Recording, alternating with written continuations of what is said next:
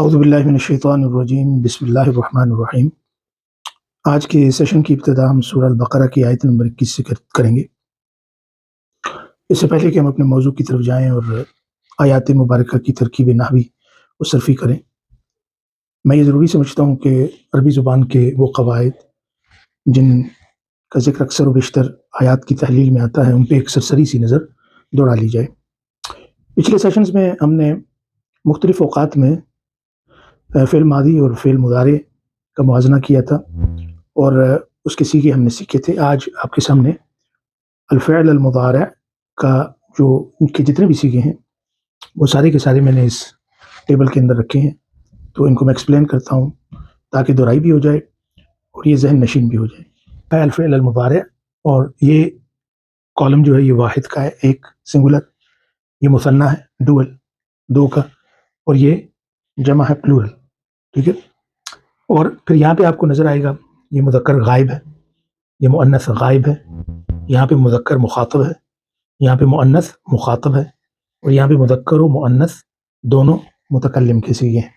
اب ہم اس کی شرح کرتے ہیں، اس کو تفصیل سے بیان کرتے ہیں۔ مذکر غائب جو ہے جب سنگولر ہوتا ہے تو انگلش میں ہم اس کو ہی بولتے ہیں، یعنی وہ، ٹھیک ہے۔ اب آپ دیکھیں کہ یکتب، اس کا کیا مطلب ہوگا؟ وہ لکھتا ہے، اور عربی میں ہم یہ کہیں گے یکتب فعل مضارع مرفوع بالضمہ الظاہرہ علی آخرہ۔ اس کے آخر میں، اس کے آخری حرف پر جو ضمہ لگا ہوا ہے یہ اشارہ کرتا ہے کہ یہ مرفوع ہے، یکتب۔ اس کا مطلب ہوگا ہی رائٹس یا ہی ول رائٹ۔ پھر ابھی دو ہو گئے ہیں، ٹھیک ہے، کیونکہ عربی میں دو جمع نہیں گردانے جاتے، تین یا تین سے زیادہ۔ تو یکتبان، اس کا مطلب ہے کہ وہ دو مرد لکھتے ہیں۔ انگلش میں تو دے ہی ہوگا، دے رائٹ یا دے ول رائٹ۔ تو یہ بھی فعل مضارع مرفوع ہے۔ مرفوع کس کے ساتھ ہے؟ یہ نون جو لگا ہوا ہے، بثبوت نون، نون سے یہ مرفوع ہے۔ اور الف جو آپ کو نظر آ رہا ہے یہ فاعل کا ہے، الف الاثنین ہے، فاعل کا۔ تو ہم کہیں گے یکتبان فعل مضارع مرفوع بثبوت نون، یہ اس کا اعراب ہے۔ پھر جمع میں جائیں تو آپ دیکھیں کہ لکھا ہے یکتبون، یکتبون، تو اس میں جو آپ کو نون نظر آ رہا ہے یہ پھر وہی رفع کی نشانی ہے، تو ہم کہیں گے فعل مضارع مرفوع بثبوت نون۔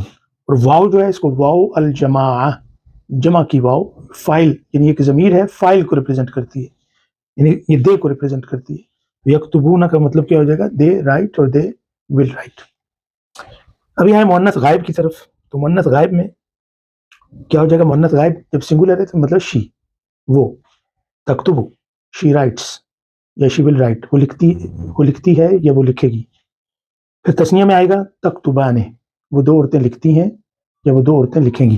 تو اس میں پھر وہی ہے کہ فعل مضارع مرفوع بثبوت النون، یہ جو آخر میں نون ہے اس سے یہ مرفوع ہے، اور اس کا جو الف ہے وہ اثنین، الف الاثنین یعنی ضمیر ہے جو فاعل کی طرف اشارہ کرتی ہے۔ یکتبنا فعل مضارع مبنی، یہ فعل مضارع ہے لیکن مبنی ہے۔ یکتبنا کا جو صیغہ ہے یہ مبنی ہوتا ہے فعل مضارع میں۔ فعل مضارع مبنی علی السکون، مبنی کا کیا مطلب ہے؟ مبنی کا مطلب یہ ہے کہ اس کے پیچھے کوئی حرف ناصب جازم آ جائے تو اس کی شکل یہی رہتی ہے، باقیوں کی شکل چینج ہو جاتی ہے۔ تو یکتبنا، یہ نون جو آخر میں آپ کو نظر آ رہا ہے یہ اس کی رفع کی نشانی نہیں ہے، یہ چونکہ مبنی ہوتا ہے، مرفوع اس کو نہیں کہتے، تو یہ نون النسوہ اس کو بولا جاتا ہے۔ تو اس کا مطلب کیا ہوگا کہ وہ سب عورتیں لکھتی ہیں یا لکھیں گی، دے رائٹ یا ہوگا دے ول رائٹ۔ مذکر مخاطب کی طرف آئیں، مذکر مخاطب ہوتا ہے انتا، یعنی یو، سنگولر میں اس کو کہتے ہیں انتا عربی میں، یعنی یو۔ تو تکتبو کا مطلب کیا ہوگا کہ تم لکھتے ہو، یو رائٹ یا یو ول رائٹ، تم لکھتے ہو یا تم لکھو گے، یہ مرفوع ہے۔ دیکھیں باغ کے اوپر پیش ہے، ہم کہیں گے فعل مضارع مرفوع بالضمہ الظاہرہ، ٹھیک ہے۔ تکتبان، یہ فعل مضارع مرفوع ہے بثبوت النون۔ آپ نے دیکھا کہ اوپر بھی تکتبان ہے، یہ بھی تکتبان ہے، دونوں کی شکل ایک جیسی ہے، معنی جو ہے وہ چینج ہے۔ تو تم دو مرد لکھتے ہو، تکتبان، ٹھیک ہے۔ تو فعل مضارع مرفوع بثبوت النون، کہا ہوا تکتبان تثنیہ کا صیغہ ہے، یعنی تم دو مرد لکھتے ہو، تکتبان فعل مضارع مرفوع بثبوت النون، اور الف الاثنین ہے یہ ضمیر ہے فاعل کی۔ اس کے بعد دیکھیں کہ تکتبون، تکتبون یہ جمع ہے، تم سب مرد لکھتے ہو، you write you will write. تو اس میں کہیں گے فعل مضارع مرفوع بثبوت النون، اور واو جو ہے یہ واو الجماعہ یعنی فائل کی واو ہے، ٹھیک ہے. پھر آگے ہیں مؤنث مخاطب. انگریزی میں تو یہ سنگولر میں اس کو بولتے ہیں تکتبین. اب دیکھیں یہاں پہ تھوڑا چینج ہے نا. تکتبین کا مطلب تم لکھتی ہو یا تم لکھو گی. تو یہ فعل مضارع مرفوع ہے بثبوت النون، اور نون کے پیچھے یہ جو آپ کو چھوٹی سی یا نظر آ رہی ہے یہ ہر فعل کے اندر لکھی جاتی ہے، اس کو یا المخاطبہ بولتے ہیں. ٹھیک ہے. تکتبین، اور اس کے اندر فاعل مستتر ہے اور وہ کون سا ہے؟ انتی. ٹھیک ہے. مذکر کے لیے انتا اور مؤنث کے لیے انتی. تو تکتبینا تم لکھتی ہو، تکتبو تم لکھتے ہو، یہ مذکر کے لیے. اچھا جی آگے چلیں. تو تکتبانے آپ نے دیکھا کہ یہ ایک جیسا ہے، یہ تینوں سیگے ایک جیسے ہیں. تکتبانے کا مطلب تم دو عورتیں لکھتی ہو. تو فعل مضارع مرفوع بثبوت النون ہے، اور الف جو ہے یہ فاعل کا ہے، الف الاثنین ہے. اچھا جمع کے اندر بہرحال آپ دیکھیں تو آپ کو ڈفرینس نظر آئے گا. یہ ہے تکتبنا، یہ فعل مضارع مبنی ہے. یہاں پہ آپ نہیں کہیں گے آپ کے یہ مرفوع ہے، یہ فعل مضارع مبنی علی السکون ہے. اور یہ جو نون ہے نون النسوہ، مرفوع تو تب ہم کہتے ہیں نا کہ وہ معرب ہوتا ہے، یعنی کبھی وہ منصوب ہوگا کبھی وہ مجرور ہوگا. ٹھیک ہے نا. تو یہ تو اس کی تو شکل ایسی رہے گی، تو اس کو ہم مرفوع تو نہیں بولیں گے، ہم اس کو کہیں گے مبنی.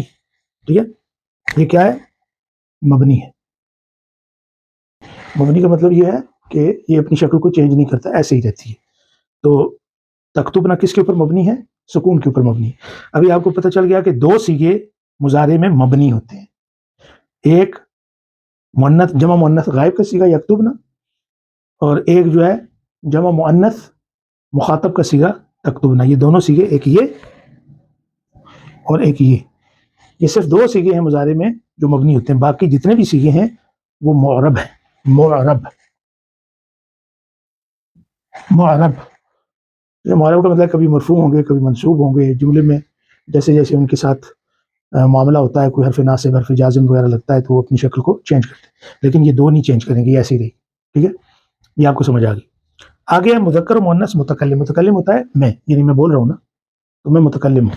تو مذکر و مؤنث میں یہ سیغے ایک جیسے ہوتے ہیں. مثلا میں مرد اگر بولتا ہوں، میں کہتا ہوں میں لکھتا ہوں، تو کیا کہوں گا؟ اکتب. اگر کوئی عورت ہے اور وہ کہتی ہے میں لکھتی ہوں، وہ بھی کہے گی اکتب. تو دونوں کے لیے سیغہ ایک ہی ہوگا، میں لکھتا ہوں یا میں لکھوں گا. آئی رائٹ اور آئی شل رائٹ. دو کے اندر یہ ہوتا ہے نکتب. ٹھیک ہے. اور جمع کے اندر بھی ہوتا ہے نکتب، ہم لکھتے ہیں. ٹھیک ہے. نکتب کا مطلب ہم لکھتے ہیں وی رائٹ یا وی شل رائٹ. تو اس کو ہم کہیں گے فعل مضارع مرفوع بالضمہ الظاہرہ علی آخر. اس کے آخر میں جو ضمہ ہے اس سے یہ مرفوع ہے. اور نکتب بھی فعل مضارع مرفوع ہے بالضمہ الظاہرہ، اور یہ نکتب بھی مرفوع ہے بالضمہ الظاہرہ، اس کے آخر میں جو ضمہ ہے. ٹھیک ہے. تو یہ چیز آپ کو سمجھ میں آ گئی. ایک اور بات کہ پچھلے سیشنز میں آپ نے دیکھا ہوگا کہ جب کبھی بھی ہم نے آیت کی صرفی یا نحوی تحلیل کی ہے، ترکیب کی ہے، اور اس میں فعل مضارع آیا، تو اکثر جو جمع کے سیغے تھے تو میں کہتا تھا کہ یہ فعل مضارع مرفوع ہے بثبوت النون ہے، لأنه من الافعال الخمسہ، کیونکہ یہ افعال خمسہ میں سے. تو ابھی اس ٹیبل میں ہم دیکھتے ہیں کہ وہ افعال کون سے ہیں کہ جن کی رفعی حالت آخر میں آنے والے نون کے ساتھ ہوتی ہے، اور ہم کہتے ہیں کہ یہ مرفوع ہے بثبوت النون. وہ کون سے ہیں؟ اس میں ایک یہ دیکھیں، ایک ہے یکتبان. ٹھیک ہے. یکتبان یہ فعل مضارع مرفوع ہے بثبوت النون. اور پھر ہے تکتبان، دو ہو گئے. تو اس کو ہم نہیں لے رہے کیونکہ ایک جیسے ہے نا، یہ بھی تکتبان یہ بھی تکتبان، تو ان تینوں کو ہم کنسیڈر ایک کرتے ہیں. ٹھیک ہے. یہ دو ہو گئے. ایک یہ ہے مؤنث واحد مؤنث مخاطب تکتبین، اس کا بھی ہم کیا کہیں گے؟ فعل مضارع مرفوع بثبوت النون. اور یا جو ہے یہ تو یا المخاطبہ. تین ہو گئے. پھر اس کے بعد ایک ہے یکتبون، فعل مضارع مرفوع بثبوت النون لأنه من الافعال الخمسہ. پھر اس کے بعد ہے تکتبون، یہ تکتبون. تو ایک یہ ہو گیا. ٹھیک ہے جی.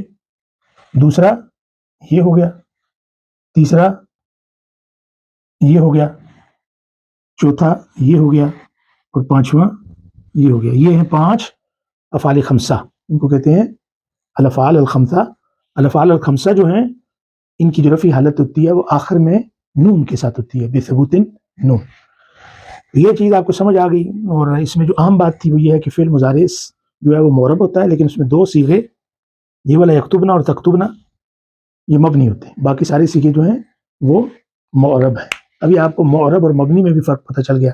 معرب وہ فعل ہے کہ جو اپنی شکل کو چینج کرتا ہے جب اس کے پیچھے کوئی عامل ہو، کوئی حرف ناصب ہو، حرف جازم ہو. ٹھیک ہے.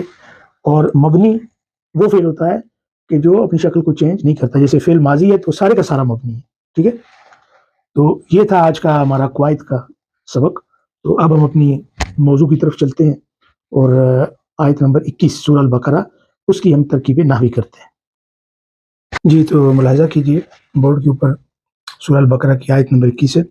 اس کی ہم نحوی اور صرفی ترکیب کریں گے, اور جو اس کے اوپر موٹے موٹے قواعد ہیں ان کا میں ذکر کروں گا. زیادہ ڈیٹیل میں نہیں جاتا تاکہ آپ پر بوجھ نہ بنے. بس اس کو سمجھنا ہے تاکہ ہمارے لیے قرآن مجید کا ترجمہ کرنا آسان ہو جائے. اعوذ باللہ من الشیطان الرجیم, بسم اللہ الرحمن الرحیم. یا ایھا الناس اعبدوا ربکم الذی خلقکم والذین من قبلکم لعلکم تتقون. تو اس کی جو ابتدا یا کے ساتھ ہو رہی ہے, یا جو ہے یہ حرف ندا ہے, اور ایو جو ہے اس کو ہم منادا کہتے ہیں. یا کے بعد کوئی بھی اسم جب آتا ہے تو اس کو ہم منادا بولتے ہیں, یعنی جس کو آپ بلا رہے ہیں وہ منادا ہے. تو اس میں ایو ہا ہے نا, تو ایو اور ہا یہ الگ الگ ہے. ٹھیک ہے, جو ایو ہے یہ منادا ہے. ٹھیک ہے, اور یہ چونکہ منادا نکرہ مقصودہ ہے اس لیے یہ مبنی ہے دمہ کے اوپر. جو نکرہ مقصودہ ہوتا ہے نا, یعنی آپ بلا تو کسی کو رہے ہوتے ہیں لیکن آپ کے دماغ میں کوئی معین شخص ہوتا ہے. ٹھیک ہے, اس کا آپ تعین کر لیتے ہیں, اس کو ہم کہتے ہیں نکرہ مقصودہ, اور اس صورت میں وہ مبنی علی الدمہ ہوتا ہے. ویسے یا کے بعد جو جگہ بنتی ہے وہ نصب کی ہوتی ہے, تو اس لیے ہم یہاں پہ کہیں گے کہ ایو یہ منادا نکرہ مقصودہ. ٹھیک ہے, تو ایو منادا مبنی علی الدمہ. ٹھیک ہے, کیونکہ یہ منادا نکرہ مقصودہ ہے. ہا جو ہے یہ حرف للتنبیہ ہے, اس کو بولتے ہیں ہا حرف التنبیہ ہے. اس کے بعد ہے الناس. ابھی اس کے اوپر آپ غور کریں, الناس یہاں پہ یہ آپ کو رفعی حالت میں نظر آ رہا ہے, لیکن یہ رفعی حالت میں کیوں ہے؟ اس لیے کہ یہ جو ایو پیچھے گزرا ہے اس کا یہ بدل واقع ہو رہا ہے. اس طرح کے جو الفاظ ہوتے ہیں نا, تو آپ دیکھیں کہ اگر وہ جامد ہے, اس میں جامد ہے, تو پھر اس صورت میں وہ اس کا بدل بنتا ہے. اور اگر وہ مشتق ہے تو پھر ہم کہتے ہیں یہ اس کی صفت ہے یا اس کی نعت ہے. تو چونکہ الناس جو ہے یہ اس میں جامد ہے اس لیے یہ ایو کا بدل ہے, اور ایو مبدل من ہوئے, تو ہم کہیں گے الناسو جو اس کے اوپر دمہ آیا ہے یہ اعلی اللفظ ہے, یہ محلن نہیں ہے, اس لیے کہ وہاں پہ جو ایو ہے وہ نکرہ مقصودہ ہے اور اس کے اوپر دمہ جو ہے اس کے مبنی ہونے کی وجہ سے. تو اس لیے الناس کے اوپر چونکہ وہ اس کا بدل ہے, اور بدل جو ہے وہ اپنے مبدل من ہو کے اعراب میں تابع ہوتا ہے, تو اس لیے اس کے اوپر بھی پیش ہے اور ضمہ ہے. یہ کلیئر ہو گیا جی. یا ایھا الناس. آگے ہے اعبدوا. یہ اصل میں کیا ہے؟ یہ فعل امر ہے, فعل امر. اور مبنی کس کے اوپر ہوتا ہے فعل امر؟ مبنی علی حذف النون. یہ اصل میں کیا تھا؟ تعبدون. یہ ابھی کیا ہے, ابھی تھوڑی دیر پہلے آپ نے فعل مضارع میں پڑھا ہے نا کہ یہ جمع مذکر مخاطب ہے, یعنی تم سب یعنی مرد عبادت کرتے ہو. ٹھیک ہے, تو یہ فعل مضارع ہے نا. تو اب میں کہتا ہوں کہ تم سب عبادت کرو, یعنی ایک امر ہے نا, امر دے رہا ہوں, حکم دے رہا ہوں. تو اس صورت میں کیا کرتے ہیں جی؟ تو یہ تعبدون. تو یہ تا جو ہے آپ کو پتہ ہے فعل مضارع کی علامت ہے, اس کو ہم ہٹا دیں گے, یہ ہٹ گئی. اور پھر جو فعل امر ہوتا ہے وہ آخر میں مجزوم ہوتا ہے. مجزوم کا مطلب کیا ہے کہ اس کا یہ جو نون ہے اس کو حذف کر دیا جائے, کیونکہ یہ فعل مضارع مرفوع کس کے ساتھ ہوتا ہے؟ بثبوت النون, نون کی وجہ سے ہوتا ہے نا. تو اس نون کو ہم نے ہٹا دیا. ٹھیک ہے, نون ہٹایا تو پھر یہاں پہ ایک الف ہم نے لگایا, الف الفارقہ جس کو بولتے ہیں, یہ بتانے کے لیے کہ جو پیچھے واو ہے یہ فعل کی ہے, اسم کی نہیں ہے, اس لیے ہم نے یہاں پہ ایک الف لگایا.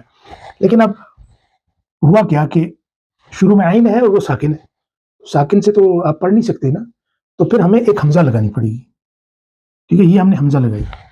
یہاں پہ دیکھیں گے اگر تو اس کا جو عین کلمہ ہے اس کے اوپر پیش ہے تو یہاں پہ بھی پیش لگ جائے گی, اور اگر زبر اور زیر ہے تو یہاں پہ صرف زیر لگے گی. بس یہ آپ نے یاد رکھنا, اس صورت میں کسرہ لگے گا. اگر یہاں پہ زبر ہے یا یہاں پہ زیر ہے, دونوں صورتوں میں یہاں پہ کیا ہوگا؟ کسرہ ہوگا. اور اگر پیش ہے تو ادھر بھی آپ نے پیش لگانی ہے, اگر یہاں پہ دمہ ہے تو ادھر بھی دمہ لگے گا. تو ابھی کیا ہوگا؟ اعبدوا, اعبدوا, تم سب عبادت کرو. مبارکہ پھر آپ کے سامنے ہے, یا ایھا الناس اعبدوا. تو چونکہ وہ حمزہ جو ہے حمزۃ الوصل ہے, ٹھیک ہے, اور اس سے پیچھے جو ہے وہ سین کے اوپر پیش آ رہی ہے, تو وہ گر جائے گی، یعنی اس کو آپ عین کے ساتھ ملا دیں گے اور وہ حمزہ پڑھی نہیں جائے گی، تو آپ کیا کہیں گے؟ یا ایھا الناس اعبدوا، وہ بیچ میں جو حمزہ ہے وہ گر گئی کیونکہ وہ حمزہ الوصل ہے۔ اگر یہاں پہ صرف اکیلے میں پڑھنا ہے تو اس کو آپ پڑھیں گے اعبدوا، تو اے لوگو عبادت کرو۔ اعبدوا یہ فعل امر، یہ کیا ہے؟ فعل امر مبنی علی حذف النون، اور واو جو ہے اس کے ساتھ وہ کیا ہے؟ وہ فاعل کی ہے، ٹھیک ہے؟ اعبدوا ربکم، تو با کے اوپر زبر ہے نا، چونکہ یہ مفعول بھی بن رہا ہے، کس کی عبادت کرو؟ رب کی عبادت کرو، تو عبادت کا جو فعل ہے کس پہ اثر کر رہا ہے؟ رب کے اوپر کر رہا ہے، ٹھیک ہے؟ تو رب جو ہے وہ مفعول بھی ہے، مفعول بھی منصوب ہوتا ہے، تو آپ نے دیکھا ربہ اس کے اوپر زبر ہے، مفعول بھی منصوب بالفتحہ الظاہرہ، وہ مضاف بھی ہے، وہ ایدن مضاف بھی ہے۔ کم ضمیر متصل ہے اور یہ مبنی ہے، اور محلن کیا ہے؟ مجرور، کیوں؟ اس لیے کہ یہ مضاف الیہ ہے۔ الذی، اب الذی دیکھیں یہ آپ نے پہلے بھی پڑھا تھا کہ اس میں موصول ہے اور مفرد کے لیے استعمال ہوتا ہے، جمع کے لیے کیا استعمال ہوتا ہے؟ الذین، تو چونکہ رب مفرد ہے اس لیے یہاں پہ اس کو آپ نے کیا استعمال کیا؟ الذی، یعنی یہ کس کی طرف اشارہ ہے؟ رب کی طرف، جو، تو یہاں پہ الذی آپ کہیں گے اس میں موصول، اور اس میں موصول مبنی ہے، یہ محلن کیا ہے؟ منصوب ہے، کیونکہ یہ رب کی صفت، رب کی نعت ہے، اس کی صفت ہے، اس لیے محلن منصوب ہے، چونکہ رب جو ہے وہ منصوب ہے۔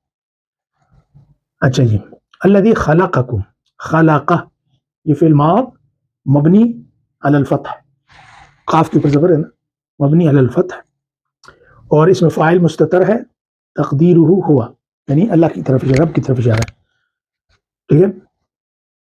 خلقکم، کم کیا ہے؟ ضمیر متصل ہے، مبنی ہے اور محلن منصوب ہے، چونکہ یہ مفعول بھی واقع ہو رہا ہے، خلق کا مفعول بھی۔ الذین من قبلکم، واو عطف کی ہے، اور الذین اب یہ جمع کا اس میں موصول ہے، جمع ہے نا، الذی جو ہے وہ واحد تھا، الذین جمع ہے، یعنی وہ لوگ، اور ان لوگوں کو بھی، والذین، الذین اس میں موصول مبنی محلن منصوب ہے، چونکہ یہ معطوف ہے، ٹھیک ہے؟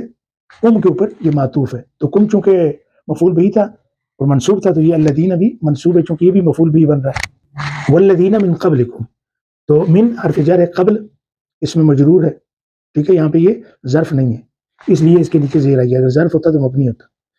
قبل مجرور بالکسرہ ظاہرہ اور مضاف ہے، کم جو ہے ضمیر متصل ہے، مبنی ہے اور محلن مجرور ہے چونکہ مضاف الیہ ہے۔ لعلکم تتقون، اب یہ جو لعل ہے یہ فعل ناسخ ہے، اور کم جو ہے ضمیر متصل ہے، مبنی ہے، محلن منصوب ہے، چونکہ یہ لعل کا اسم ہے، جیسے ان نہیں ہوتا ناصب، اور ناسخ اس کو بولتے ہیں نا، حرف ناصب، تو اس میں لعل بھی ہے، ان و اخواتها میں لعل بھی آتا ہے۔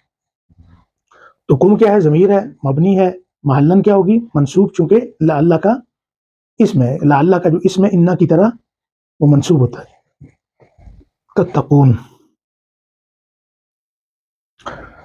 تتقون یہ بھی ہے فعل مضارع مرفوع بثبوت النون، واو جو ہے یہ جمع کی، ٹھیک ہے؟ یہ ہے تتقون۔ اب یہ تتقون دیکھیں، اس میں واو جو ہے یہ فاعل ہے اور یہ فعل بھی ہے، یہ پورا ایک جملہ بن گیا نا، تو یہ پورے کا پورا جملہ محلن کیا ہوا؟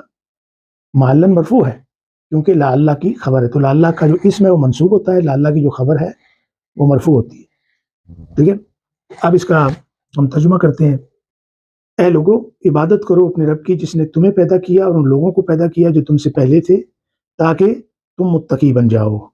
آیت نمبر 22، الذی جعل لکم الارض فراشا والسماء بناء وانزل من السماء ماء فاخرج به من الثمرات رزقا لکم فلا تجعلوا للہ اندادا وانتم تعلمون۔ اب یہ جو الذی ہے، تو پچھلی آیت میں جو رب تھا، ربکم الذی خلقکم، تو ہم نے کہا تھا کہ الذی جو ہے وہ صفت ہے، نعت ہے رب کی، تو بالکل یہ اب اس کی صفت ثانیہ ہے، تو ہم کہیں گے الذی اس میں موصول ہے، مبنی ہے اور محلن منصوب ہے، چونکہ یہ نعت ہے رب کی، کیونکہ رب منصوب تھا۔ جعل لکم، جعل فی الماض مبنی علی الفتح، لام جر کا ہے اور کم ضمیر متصل ہے، مبنی ہے اور محلن مجرور ہے، چونکہ یہ حرف جر کے بعد آئی ہے۔ فراشن، اب اس کے جو ہے دو اعراب ہو سکتے ہیں، اور وہ جعل کے معنی پہ ڈیپینڈ کرتا ہے۔ اگر جعل کا معنی آپ نے خلق کیا تو اس صورت میں یہ فراشن جو ہے یہ مفعول ثانی ہے، ہم کہیں گے فراشن مفعول بہی ثان منصوب بالفتحہ الظاہرہ، ٹھیک ہے، اس کے آخر میں جو تنوین ہے فتح کی اس سے وہ منصوب ہے چونکہ مفعول بہی ثان ہے۔ اگر آپ نے جعلہ کا معنی صیرہ کیا، یعنی ایک اسٹیٹ سے دوسرے اسٹیٹ میں کسی چیز کو بنانا، اس کی ماہیت کو بدلنا، ٹھیک ہے، وہ صیرہ کے معنی میں ہوا، تو اس میں پھر فراشن جو ہے یہ حال واقع ہوگا، منصوب ہوگا بالفتح الظاہرہ چونکہ یہ حال ہے۔ والسماء بناء، وا جو ہے عطف کی ہے، جو السماء ہے یہ معطوف ہے کس پہ؟ الارض پہ، وہ مفعول بھی تھا نا، تو السماء یہ بھی مفعول بھی ہے چونکہ اس کے اوپر معطوف ہے اس لیے منصوب ہے بالفتح الظاہرہ۔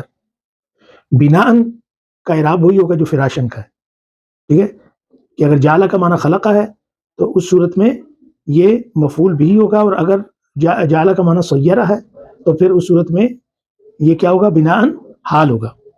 آگے چلیں جی، واو ہے، یہ واو عطف کی انزل ینزل، اور اس کا مصدر ہے انزال، نازل کرنا، ٹھیک ہے، نزلہ کا مطلب ہے نازل ہونا، اور یہ باب فعال میں جب جاتا ہے انزلہ تو چونکہ حمزہ التعدیہ ہے اس کو متعدی بنا دیتی ہے، اس کا مطلب ہوتا ہے اتارنا۔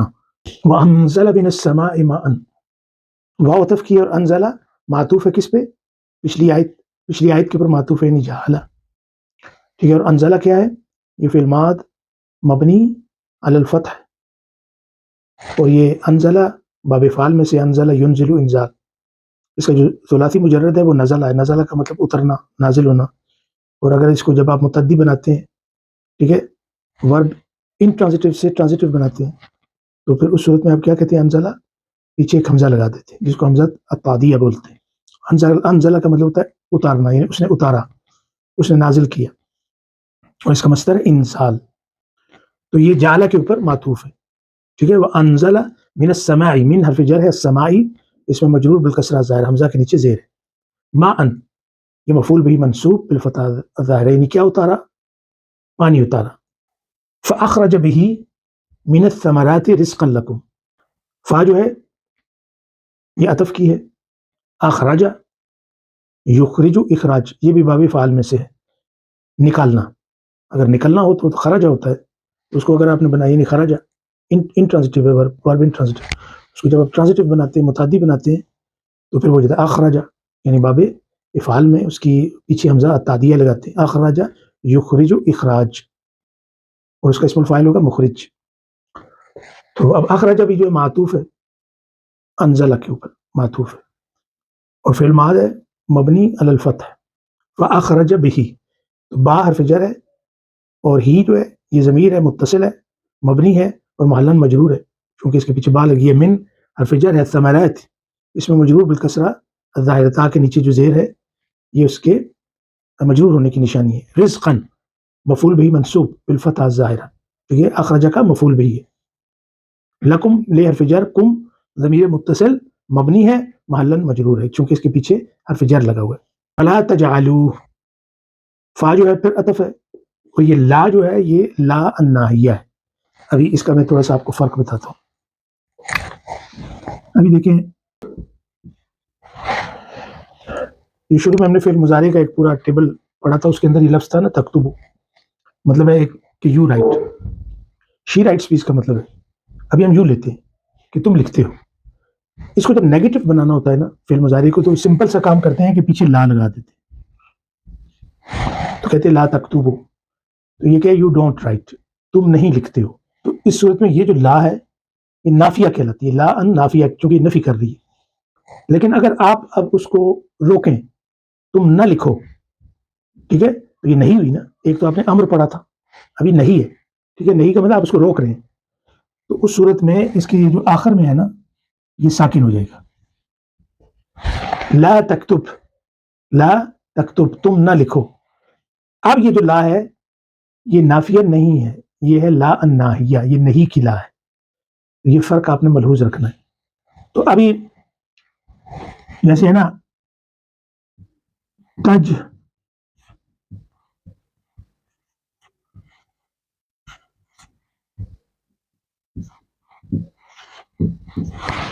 اس کے اوپر غور کیجیے کیا لکھا ہوا ہے، تجعلون تم بناتے ہو، تم بناتے ہو، یعنی سب مردوں کی طرف اشارہ ہے، تم بناتے ہو، تو اب آپ یہ کہیں کہ تم نہیں بناتے ہو، یعنی اس کا مطلب کیا؟ You make. اب آپ یہ کہیں کہ یو ڈونٹ میک، کیا کریں گے؟ لا پیچھے لگا دیں گے. لا تجعلون، یو ڈونٹ میک، تم نہیں بناتے ہو. لیکن ابھی آپ ان کو نہیں کریں، یعنی ان کو منع کریں کہ تم نہ بناؤ، تو پھر آخر میں کیا ہوگا؟ ساکن ہو جائے گا نا. ساکن کا مطلب یہ ہے کہ یہ جو ثبوت نون ہے، یہ جو فعل خمسہ میں تھا رفع کی نشانی تھی، تو اب مرفوع تو رہا نہیں. ٹھیک ہے، اس کو آپ ساکن کر دیں گے، ایک چھوٹا سا الف جس کو الف الفارقہ لگاتے ہیں، تو کیا ہوگا؟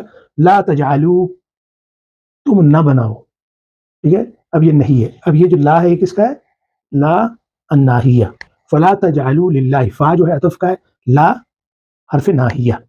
تجعلوا فعل مضارع مجزوم بحذف النون، نون کو گرا کے یہ مجزوم ہو گیا، اس لیے یہ فعل نہیں ہے کہ تم نہ بناؤ. للہ لے حرف جر، اللہ اسم جلالہ مجرور بالکسرہ ظاہر، آ کے نیچے جو زیر ہے. اندادن، ندن کی جمع مفعول بہ منصوب بالفتحہ الظاہرہ. واو جو ہے یہ حالیہ ہے، وانتم تعلمون واو حالیہ ہے، اور انتم کیا ہے؟ یہ ضمیر منفصل مبنی ہے اور محلاً مرفوع ہے چونکہ مبتدا واقع ہو رہا ہے. تعلمون فعل مضارع مرفوع بثبوت النون، اور واو کس کے لیے؟ فاعل کی ہے. اور تعلمون فعل اور فاعل سے بن کر ایک پورا جملہ بنا ہے نا، تو یہ تعلمون افعال خمسہ میں سے ہے، تو آپ کیا کہیں گے؟ تعلمون فعل مضارع مرفوع بثبوت النون لانه من الافعال الخمسہ، جو ہم نے پڑھی تھی ابھی تھوڑی دیر پہلے. واو جو ہے فاعل کی ہے، تو تعلمون فعل اور فاعل سے پورا ایک جملہ بن گیا، یہ محلاً مرفوع ہے چونکہ خبر ہے، انتم کی خبر ہے. تو وہ انتم تعلمون، اس حال میں کہ تم جانتے ہو. اب ہم اس کا ترجمہ کرتے ہیں. الذی، وہ رب، جعل لکم، کہ جس نے تمہارے لیے بنایا، الارض، زمین کو، فراشن، بچھونا. وہ تمہارا رب کہ جس نے زمین کو تمہارے لیے بچھونا بنایا. والسماء بناء، اور آسمان کو چھت بنایا. وانزل من السماء ماء، اور آسمان سے پانی اتارا. فاخرج به من الثمرات رزقا لکم، پھر اس پانی سے پھلوں کو نکالا جو تمہارا رزق بنے. فلا تجعلوا للہ اندادا، تم اللہ کے برابر کسی کو ہمسر نہ بناؤ، یعنی اس میں کسی کو شریک نہ کرو. وانتم تعلمون، اس حالت میں کہ تمہیں اس بات کا علم ہو. یہ اس کا ترجمہ تھا.